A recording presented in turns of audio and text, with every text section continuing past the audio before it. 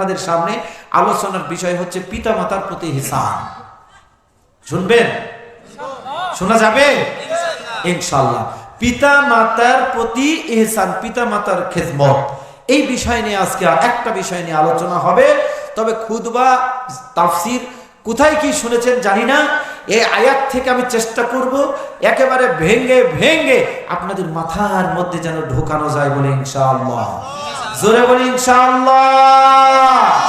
4 বছর আগে প্রশ্ন করেছিলাম আপনাদের কাছে, কুইজ দিয়েছিলাম, এই পৃথিবীতে 2টা মানুষ সব থেকে পাপী। মনে আছে আপনাদের? মনে বুঝেন নাই কারণ? আল্লাহ বাঁচাও। আচ্ছা, মনে না থাক অসুবিধা নেই, আমি বলে দেব, লাস্টে মনে করবেন, ঠিক আছে?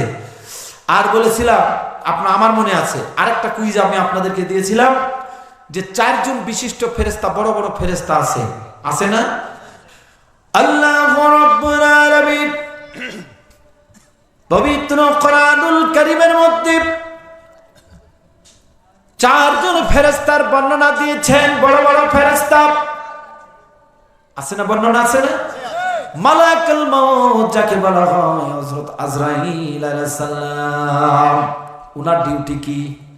দাদা ভাই একটু কথা বলা লাগে। দেখছেন আপনারা তাফসীর আগে থেকে শুনেন, জানি হরিশঙ্করপুর মানুষের ইনজিল একেবারে ডাইনামিক ইনজিল, জাপানি ইনজিল, এটা আমি আগে থেকে জানি। আলহামদুলিল্লাহ বলছে জান কবজ করা দায়িত্ব, ঠিক আছে কথা।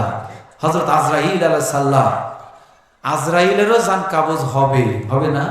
তখন বলবে আগে যদি জানতুন আল্লাহ, এই দায়িত্ব আমি পালন করতামই না, ঠিক আছে না?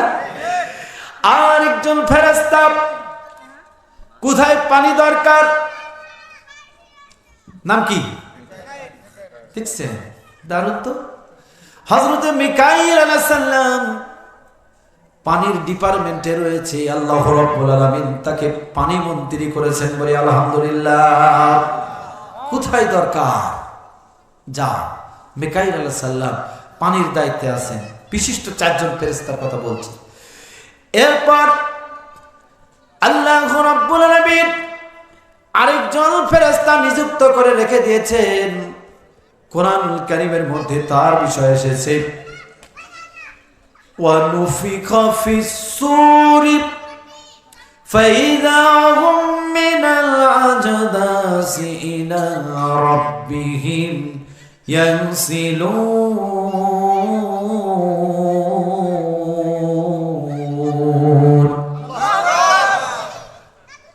ফুক দেওয়ার জন্য সিংহা নিয়ে বসে আছে, নাম হলো হযরতে ইসরাফিল আলাইহিস সালাম। ফুক দেওয়ার সাথে সাথে সবাই যা আছে সব উঠে দাঁড়াবে, এরপর ছুটতে থাকবে, দৌড়াইতে থাকবে, বলে আল্লাহু আকবার।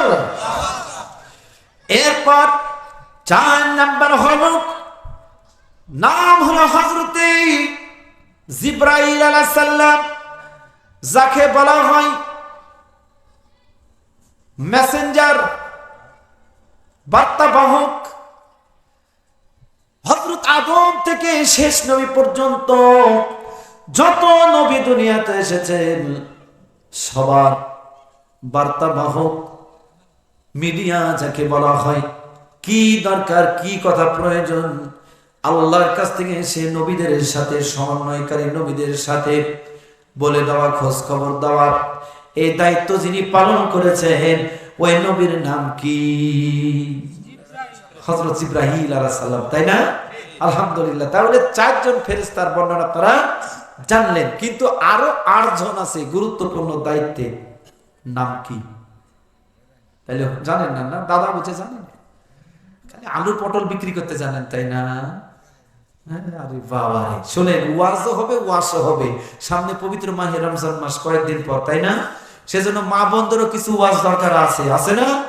মা বোনের আপনারা ঘাবড়ায়েন না, সময় মতো আপনাদেরও ওয়াজ দেব ইনশাআল্লাহ। তাহলে মোট 12 জন বিশিষ্ট ফেরেশতা, 4 জনের নাম তো আপনারা জানলেন, এই 8 জনের নাম কি? এই হলো 2টা কুইজ। আসলাম, চলে গেলাম, মাথার মধ্যে কিছু নিলেন না, এটা কেমন হলো, তাই না ভাই? তাহলে চলেন, আমাদের আজকের আলোচনার বিষয় হচ্ছে পিতামাতার প্রতি ইহসান। কার প্রতি ইহসান? পিতামাতার প্রতি ইহসান। কিন্তু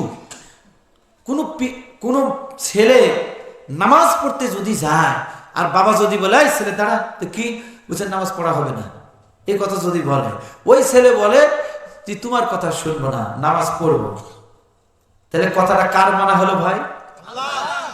আল্লাহ। এই কথাটাই আমি নিয়ে আসছি যে আল্লাহ সূরা বনী ইসরাইলের প্রথমে বলছেন যে ওয়াকাযা রাব্বুকা আল্লা তা'বুদু ইল্লা ইয়্যা। আল্লাহর কাছ থেকে এটাই ডিসিশন হয়েছে, এটাই ফয়সালা হয়েছে, এটা আমরের সিগা, এটাই নির্দেশ হয়েছে যে ইবাদত হবে একমাত্র আল্লাহর। কার হবে ভাই? আল্লাহর। আমি আপনাদের ভুলিনি, আমি জানি আপনারা এই সাইডে আছেন। তাহলে ইবাদত হবে একমাত্র আল্লাহ। এরপর আল্লাহ তাআলা বলছেন তোমরা তোমাদের পিতা মাতার প্রতি কি করো? ইহসান করো, পিতা মাতার সাথে ভালো ব্যবহার করো, পিতা মাতার প্রতি কি করো? খোঁজ নাও, খবর নাও। তোমাদের পিতা মাতার মধ্যে কাউকে যদি পেয়ে যাও তার সেবা শুশ্রূষা করো। এরপর তোমার রহমতের ডানা তোমার পিতা মাতার জন্য বিছায়া দাও। এরপর তোমার পিতা মাতার জন্য দোয়া করো। এই কথাগুলো আমি যে আয়াত পড়েছি এগুলো হচ্ছে অনুবাদ। এগুলো কি সব? এই কথা বলেন কি অনুবাদ? এই কথাগুলো সব কার? এই তো। তাহলে আল্লাহর কথা হবে। কার কথা হবে ভাই? আল্লাহর কথা হবে। আমার কোনো ব্যক্তিগত কথা হবে না, কারো কথাই হবে না। কথা হবে আল্লাহর, আল্লাহ রাসূলের। আমরা শুনতে রাজি আছি ভাই? কারা কারা আছে একটু মেহেরবানি করে হাত উঠান। আল্লাহ তুমি কবুল করো। হাত নামান, হাত নামান। আল্লাহ রাব্বুল আলামিন বলেন তাহলে ইবাদত হবে আমার। কেন ইবাদত হবে? ও বাচ্চা, তুমি তোমার বাবার কথা শুনলা না, আল্লাহর কথা শুনলা। আল্লাহ রাব্বুল আলামিন খুশি হয়ে গেল, রাজি হয়ে গেল। সেজন্য আল্লাহ তাআলা পরেই বললেন ওয়াবিল ওয়ালিদাইনি ইহসানা। আমার ইবাদতের পর তোমরা তোমাদের পিতা মাতার প্রতি ইহসান করো। এটার উদ্দেশ্য হলো, প্রেক্ষাপট হলো যে তুমি যতই নামাজ পড়ো, যতই দান করো, যতই সদকা দাও, যতই হজ করো, পিতা মাতার সাথে যদি তোমার কানেকশন ভালো না থাকে, পিতা মাতার সাথে যদি তোমার সম্পর্ক ভালো না থাকে, পিতা মাতার সাথে তোমার আচরণ যদি ভালো না হয়, তোমার ইবাদত কবুল হবে? হবে না। আল্লাহ রাব্বুল আলামিন বলেন বান্দারা, আমার বান্দাকে নামাজ পড়তে নিষেধ করলি, কিন্তু আমি ওই বান্দাকে কেমনে করে সৃষ্টি করলাম আর তোমাকেও কেমনে করে সৃষ্টি করলাম। অর্থাৎ তোমাদের কোনো অস্তিত্ব ছিল না, তোমরা তো ছিলে নির্জীব নিষ্প্রাণ। আল্লাহ রাব্বুল আলামিন যে প্রথম আয়াতে বললেন ওয়া ক্বাদা রাব্বুকা আল্লা তা'বুদু ইল্লা ইয়্যা। মেহেরবানি করে শুনবেন। আল্লাহ রাব্বুল আলামিন বলেন আমার কাছ থেকে এটাই ফয়সালা যে একমাত্র ইবাদত হবে আল্লাহর। কার ভাই? কার? আল্লাহ। তাহলে ইবাদতটা কেন হবে এই বিষয়ে কয়েকটা রেফারেন্স তো দিতেই হবে, তাই না? দেওয়ার পরে আস্তে আস্তে দেখবেন আমার আলোচনার মধ্যে এমনি এমনি অটোমেটিকলি ঢুকে গেছি। আল্লাহ রাব্বুল আলামিন বলেন সূরা বাইয়িনা ওয়া মা উমিরু ইল্লা লিয়া'বুদুল্লাহ মুখলিসিনা লাহুদ্দীন।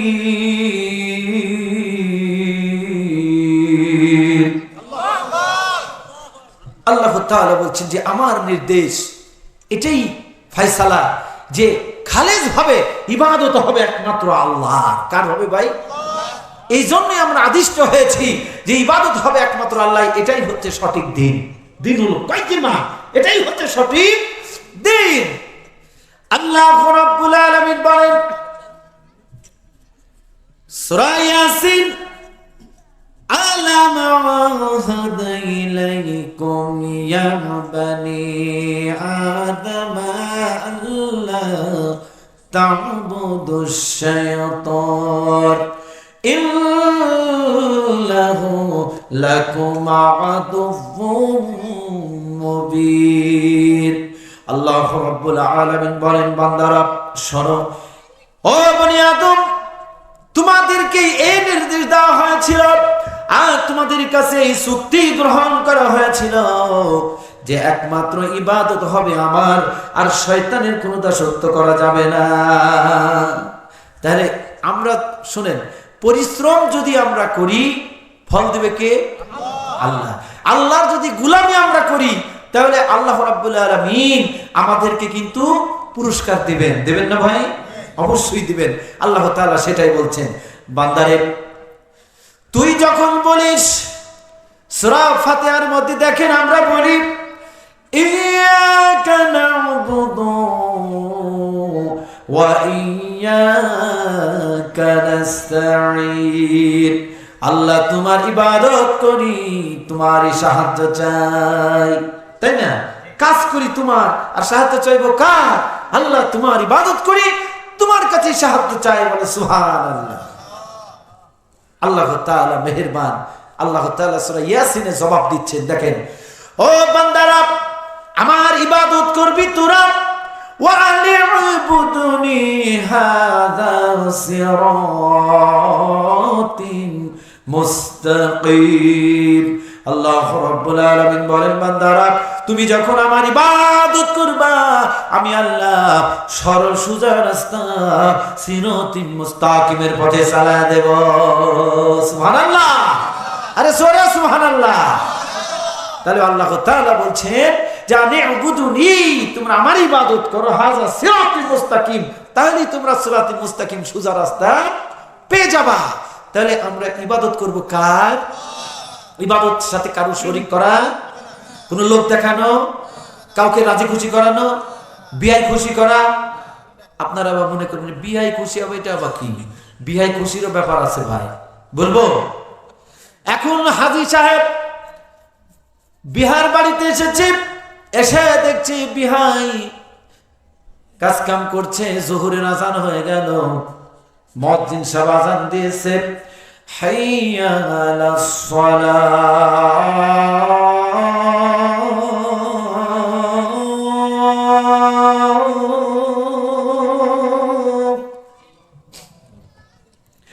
হাইয়া আলাস সালাহ।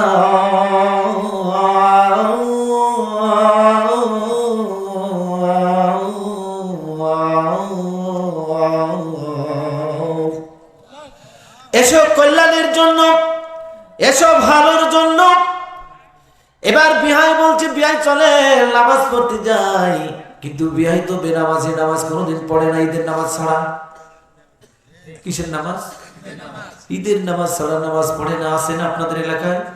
এর নাম হলো ঈদু মুন্সি। একটু মনে রাখবেন আপনারা, কি মুন্সি? বিহাই বলছে নামাজ তো পড়ি না, কিন্তু বিহাই সাহেব, হাজী সাহেব, নামাজ তো এখন পড়াই লাগবে। এই নামাজ কি হলো? বিহাই খুশি নামাজ। কি খুশি নামাজ? একটু আগে বললাম না, এই নামাজের নাম হলো বিহাই খুশি নামাজ। যে বিহাই খুশি যদি নামাজ হয় তাহলে বিহান খুশিও নামাজ আছে, আছে না? মা বোনেরা আপনাদের ওয়াজ হবে, নো টেনশন। এক শ্রেণীর লোক আছে দেখবেন, এখন সামনে রমজান মাস, চাঁদ দেখার সাথে সাথে প্রথম কাতারে হাজির হয়ে বলছে, হুজুর তারাবি কখন? রে সুবহানাল্লাহ, কি মুসল্লি রে, আর কি পরহেজগার। কি গো, তোমাকে সারা বছর দেখা যায়নি, ব্যাপার? হুজুর আর ভুলেন না, এত ব্যস্ততা, আজ এখানে কাল ওখানে, এই চাকরি ওই চাকরি, টাকে চাকরি, ব্যাংকে চাকরি, নামাজ কখন পড়বো? নিয়াত করেছি এবার সব তোবা টোবা করে এসেছি, ইনশাআল্লাহ তারাবি থেকে শুরু করব, ফরজ থেকে শুরু না, বলছে তারাবি থেকে শুরু করব। ঠিক আছে, ঠিক আছে ভাই, আসেন। এর নাম হলো রমজান মুন্সি।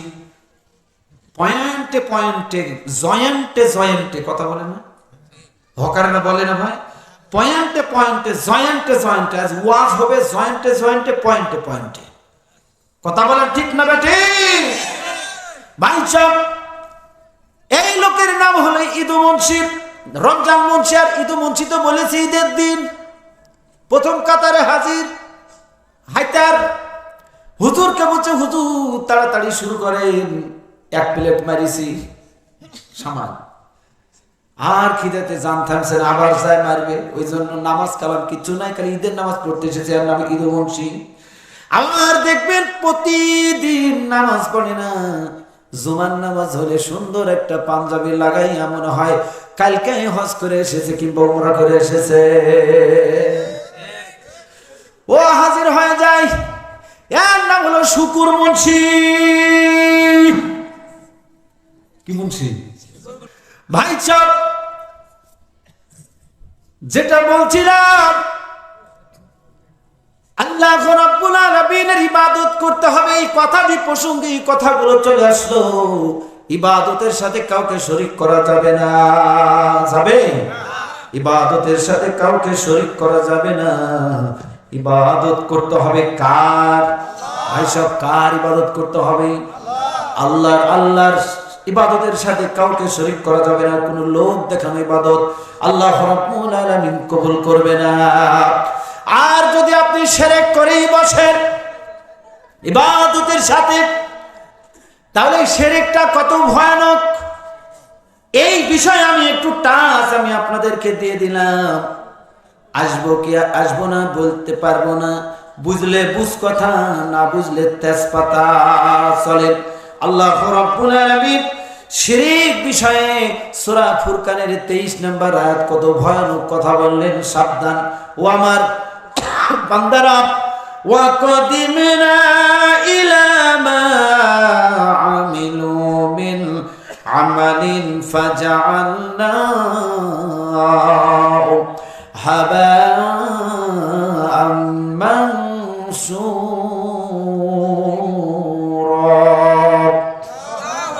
আল্লাহ রাব্বুল আলামিন বলেন, বান্দারা আমি যখন তোর আমলনামার দিকে মনোনিবেশ করব, তখন তোর আমলনামার মধ্যে যদি শিরকের গুনাহ পেয়ে যায়, তার মানে ইবাদতের সাথে যদি শিরক করে থাকিস, আল্লাহ রাব্বুল আলামিন বলেন আমি তোর সকল আমলনামাগুলি ধুলা বালির মতো উড়ায় দেব। নাউজুবিল্লাহ। পরে বলছেন কেন? জোরে বলেন নাউজুবিল্লাহ। এরপর আল্লাহ রাব্বুল আলামিন বলেন, সূরা মায়েদার একটা আয়াত শুনেন। আল্লাহ তাআলা বলেন, ইল্লাহু মান ইউশরিক বিল্লাহি ফাকাদ হারামাল্লাহু আলাইহিল জান্নাহ ওয়া মাওয়াহুন নার ওয়া মা লিয-যালিমিনা মিন আনসার।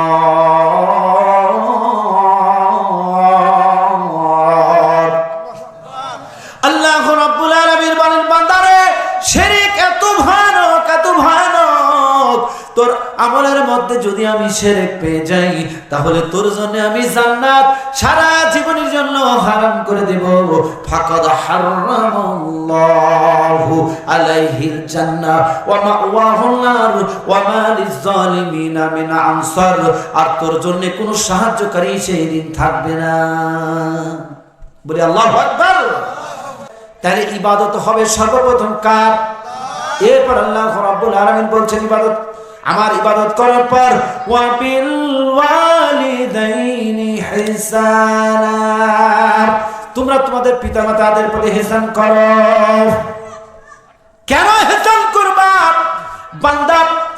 আল্লাহ রাব্বুল আলামিন বলেন, কাইফা তাকফুরুনা বিল্লাহি ওয়া কুনতুম আমওয়াতান ফাআহইয়াকুম সুম্মা ইউমীতুকুম সুম্মা ইহয়ীকুম সুম্মা ইলাইহি তুরজাউন। ও আমার বান্দারা, তোমরা আমার সাথে কেমনে অস্বীকার করো, কেমনে কুফরি করো?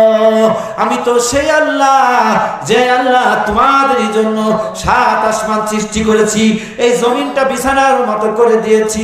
আমি তো সেই আল্লাহ যে আল্লাহ তোমাদের হায়াত দিয়ে দিলাম, মৃত্যু দিলাম, যে আল্লাহ আমি তোমাদের আবার মৃত্যু দিব, আবার চিন্তা করব, আর তোমাদের সকলকে আমার কাছে ফিরে আসতে হবে। বলেন সুবহানাল্লাহ।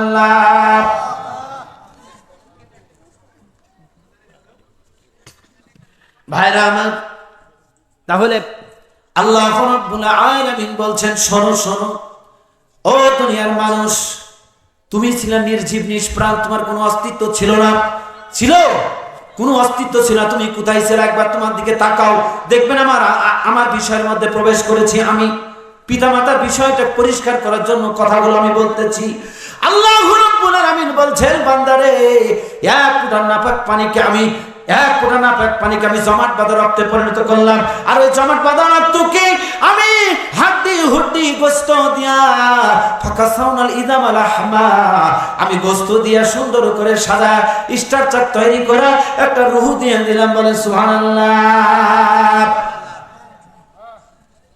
সুম্মা নুখরিজুকুম তিফলা, এরপর নির্দিষ্ট একটা সময়ের মধ্যে সেখান থেকে আমি কি করি? তোমাকে বের করে নিয়ে এসি। বলেন সুবহানাল্লাহ। তুমি কোথায় ছিলা?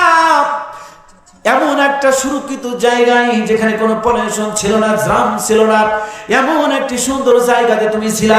যখন আমি রূহ দিয়ে দিলাম তখন তোমার খাবারের প্রয়োজন হলো। আমি কি করলাম বান্দা? তোমার মায়ের মাছিকের রাস্তা আমি বন্ধ করে দিয়া মাছিকের নারীর সাথে তোমার ওই নাভির নারী আমি জোর দিয়া আমি আল্লাহ তোমারে ধীরে ধীরে বড় করলাম। বলে সুবহানাল্লাহ। জোরে বলে সুবহানাল্লাহ। কাইফা তাকফুরুনা বিল্লাহ, বান্দা কেমনে আমাকে অস্বীকার করো? ফালা তাজআলু লিল্লাহি আনদাদা ওয়া আনতুম তা'লামুন। আল্লাহ তাআলা বলছেন যে এত কিছু জানার পরও কিছু সংখ্যক লোক আছে যারা আমার সাথে সমকক্ষ করে, আমার সাথে শিরক করে, আমার হক আদায় করে না। আছে কিনা বলেন? আছে না? তাহলে পিতামাতার যে বিষয়টা দেখেন, আল্লাহ রাব্বুল আলামিন কি সুন্দর করে বর্ণনা করলেন। এবার আসেন, ওই ছেলেটি দুনিয়াতে আসলো, আসার পর দেখবেন ওই ছেলেটি কি খাবে। আমার আল্লাহ রাব্বুল আলামিন মায়ের বুকের মধ্যে গরম করে দুধ রেখে দিল, যেই দুধটা হচ্ছে পৃথিবীর সবথেকে অ্যান্টিবায়োটিক ডোজ। বলে সুবহানাল্লাহ। দুনিয়াতে আসার পর ওই ছোট্ট মাসুম বাচ্চা হাড্ডি হুড্ডি সব একেবারে নাজুক অবস্থা। ও কি রুটি খাইতে পারবে? ও কি ভাত খাইতে পারবে? আল্লাহ রাব্বুল আলামিন আগেই তার মায়ের বুকের মধ্যে সুন্দর করে দুধ তৈরি করে রাখলেন, গরম দুধ। এই দুধ পান করার সাথে সাথে আল্লাহ রাব্বুল আলামিন এমনই তার মধ্যে দিয়ে দিয়েছেন, ক্যালসিয়াম রয়েছে, আয়রন রয়েছে। বলেন সুবহানাল্লাহ। ডাক্তারি মতে একটা বাচ্চা যদি একবার দুধ খায়, এক পোয়া খায়, দেখি হরিশঙ্করপুরের মানুষ হিসাব নিকাশ কেমন পারেন। ভাই কি সবজির ব্যবসা করেন নাকি গো? 1 কেজি হয়ে গেল, তাই না? এইভাবে এবার বলেন তো, এক মাস যদি দুধ পান করে 30 দিন, তাহলে কয় কেজি হলো? 30 কেজি। এই ভাই হচ্ছে আরো হিসাবে পাকা, জীবনে অঙ্কে ফেরলি করেনি এই দাদা। তাহলে 30 কেজি যদি হয়, সূরা লুকমানে আল্লাহ রাব্বুল আলামিন 14 নম্বর আয়াতে বলেছেন, একটা বাচ্চা 2 থেকে 2.5 বছর পর্যন্ত দুধ পান করে। ডাক্তারি মতে বলা হয়েছে একটা বাচ্চা 2 থেকে 2.5 বছর পর্যন্ত তার মায়ের 40 থেকে 45 মণ দুধ পান করে। বলে সুবহানাল্লাহ। এত আস্তে সুবহানাল্লাহ। এবার বলেন যে আল্লাহ তাআলা যদি বলে, বান্দা তোর সব হিসাব নিকাশ সব রাখ, তুই তোর মায়ের দুধের আগে হিসাবটা দে, তো পারা যাবে ভাই? পারা যাবে? সেই জন্য শিল্পী বলেন, আবার বলেন না, জুনাইদ জিয়া গান বলেছে, গানের মধ্যে যদি অর্থ ভালো হয় জায়েজ আছে, মিউজিক না দিলেই হলো নাকি? বলেন মায়ের এক ফোঁটা দুধের দাম কাটিয়া গায়ের চাপ, পাহাপুষ বানাইলে রিল শোধ হবে না, এমন দরদি মাগো কেউ হবে না আমার মাগো। লিল্লাহি তাকবীর।